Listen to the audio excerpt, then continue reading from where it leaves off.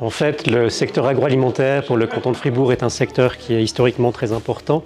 Ça représente un grand nombre d'emplois d'une part et d'autre part une contribution au PIB qui est importante. Et c'est un secteur qui est actuellement en pleine mutation.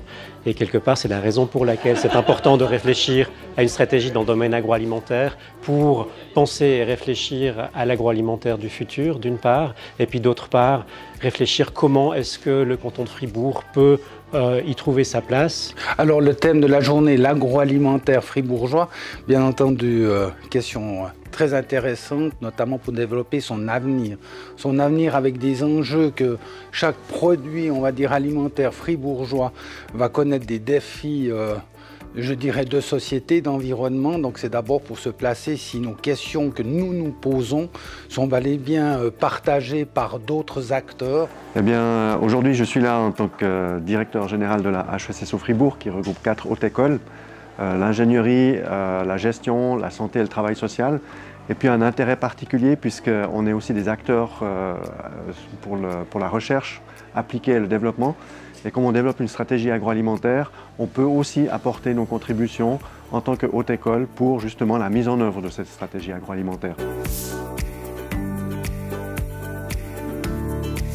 Nos attentes, c'est qu'effectivement, nous, on travaille sur des stratégies, on y réfléchit et on a besoin du retour de tous les acteurs de la branche, que ça aille de l'agriculteur au transformateur, à la recherche, à la formation, pour pouvoir justement entendre les attentes et préparer au mieux cette stratégie agroalimentaire. Moi, mes attentes, c'est qu'il y ait beaucoup d'idées qui soient générées, que les gens puissent échanger, se connaître, travailler en interdisciplinarité et ressortir avec une vraie motivation de faire avancer le canton de Fribourg dans le domaine agroalimentaire.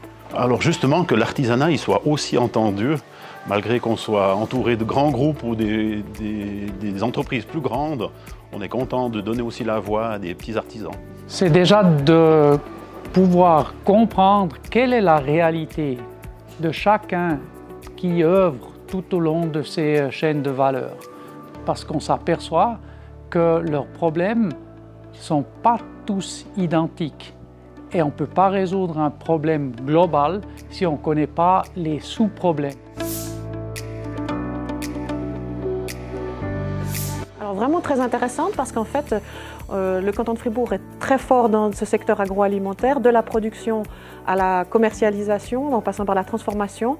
Et de relier toutes ces personnes, tous ces gens actifs dans ce secteur, ça peut apporter des propositions d'avenir et utiles pour toute la filière. Alors on la trouve vraiment très intéressante étant donné que tout le monde peut donner son avis, les plus petites entreprises, les grandes, donc c'est vraiment un bon moyen de montrer aussi les petits problèmes qu'il pourrait y avoir que le Conseil d'État ne sait pas.